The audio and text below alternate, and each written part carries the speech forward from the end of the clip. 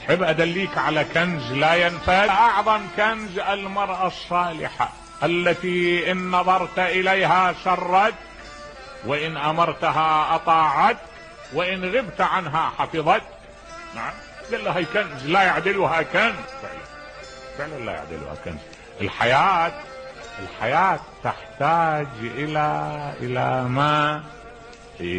ما يحرك نبض الإنسان في الواقع، وما يحرك أكثر من الحب وتبادل المودة والعطف. يعني ما يحصل عليه الإنسان من سعادة نتيجة اقتران بإيش؟ اقتران بامرأة تحقق له السعادة. هاي كنز.